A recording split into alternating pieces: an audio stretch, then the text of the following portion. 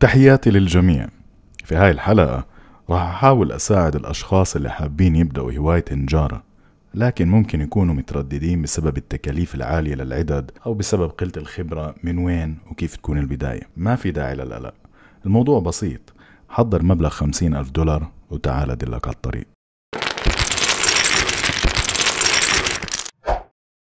راح تحتاج قلم. القلم أو أي أداة تستخدم لتحديد الأشكال وأماكن القطع هي من أهم الأدوات اللي بيستخدمها النجار، وراح دايما تلاقي لها مكان في مريول النجار بغض النظر عن خبرته أو مستوى شغله. لهيك بتلاقي دايما النجار التقليدي حاط القلم خلف دانه، وربما في الدان التاني تلاقي سيجارة.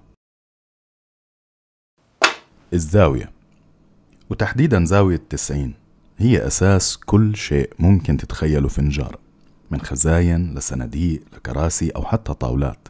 انت بتبدأ بالزاوية 90 ومنها بتقدر تقص الزوايا الأخرى من غير ما يكون الخشب مقصوص بزاوية 90 من الأربع جوانب، يعني مربع. كل شيء راح تبنيه من هذا الخشب راح يكون مايل، وبين بشكل أوضح كل ما تقدمت في مشروعك أكتر. بهداك الوقت بكون التصحيح مكلف، على الأقل وقت وجهد. الفارة، تعتبر الفارة من أهم أدوات النجارة على الإطلاق، ومن غير الفارة يكاد يكون شغل النجار مستحيل. الفارة إلها وظيفتين رئيسيات. الأولى تسوية سطح الخشب، وهي تعد أول خطوة في أي مشروع يستخدم فيه الخشب الصلب. الوظيفة الثانية هي إنك ممكن تستخدمها كفارة سماكة لتحديد سماكة الخشب النهائية بعد تحديد خط للدلالة على السماكة المطلوب. هذا الربوخ أو الجوينتر هو عبارة عن فارة مقلوبة بالعكس، وهي بتقوم بنفس عمل هاي الفارة اليدوية ولكن بسرعة وسهولة أكبر. هاي الماكينة بتقوم بتسوية سطح قطعة الخشب للسماكة المطلوبة. من المهم إنك تعرف إنك ما بتقدر تستخدم فارة السماكة أو الثيكنسر قبل تسوية الوجه الآخر بالفارة اليدوية أو الربوخ. ميزة الفارة اليدوية إنها لحالها تقدر تقوم بالمهمتين مجتمعات: تسوية السطح وتحديد سماكة قطعة الخشب النهائية. مع الممارسة راح تقدر تطور مهاراتك في استخدام الفارة وتصير تقدر تسوي سطح أي قطعة خشب، بالإضافة لتحديد السماكة المطلوبة. الميزة الحقيقية اللي بتضيفها الماكينات هي السرعة والإنتاجية. لهيك إذا كان شغلك محصور بقطع صغيرة، لا أعتقد أنك راح تجد المبرر لشراء هذه الماكينات، وإذا كان لابد فابدأ بفارة السماكة الثيكنسر لأنه عملها يعتبر الأصعب. المنشار بالتأكيد هو أهم أداة في النجارة بلا منازع، لأنه نظريا بيقدر يقوم بكافة الأعمال اللي بتقوم فيها كافة الأدوات الأخرى، حتى الفارة والإزميل. قبل اختراع الكهرباء، قبل المحركات البخارية، كان نشر الأخشاب يعتمد اعتماد كلي على الطاقة اليدوية لنشر الخشب. لهيك بتشوف أنواع كتيرة من المناشير متوفرة ولغاية أيامنا هاي، وبتلاقي نجارين محترفين بفضلوا المنشار اليدوي للأعمال الدقيقة على المنشار الكهربائي. هذا المنشار بيقدر يقص الخشب بشكل مقطعي أو عرضي، وأيضا بشكل طولي، وبالتالي هو مجموعة قص متكاملة ورخيصة جدا مقارنة بفائدتها.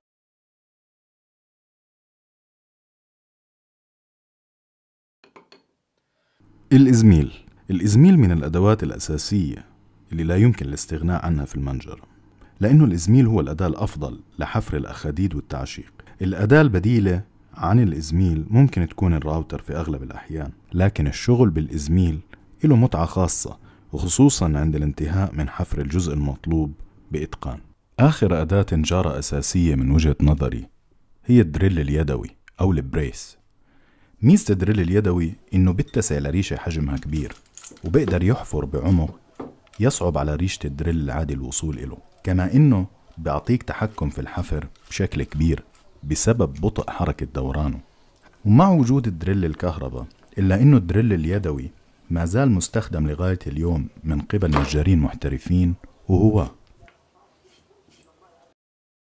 هذا برأيي كل ما تحتاجه للبدء بممارسة النجارة، سواء الهواية أو حجم شغل صغير.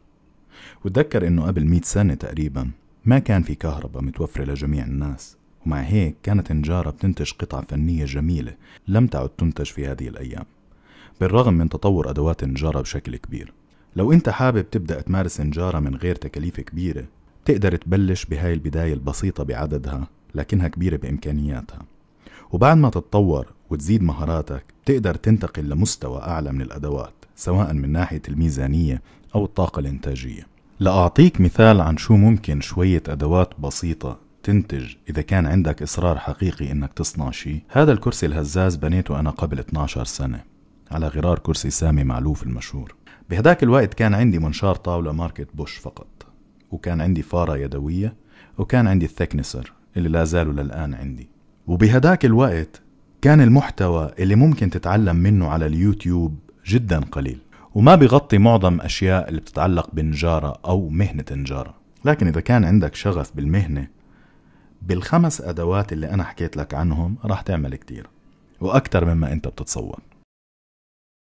اتذكر دائما بعد هاي القائمة الخماسية إنه أول جهاز لازم تفكر فيه إذا كنت ناوي تتوسع في مجال النجارة هو منشار الطاولة.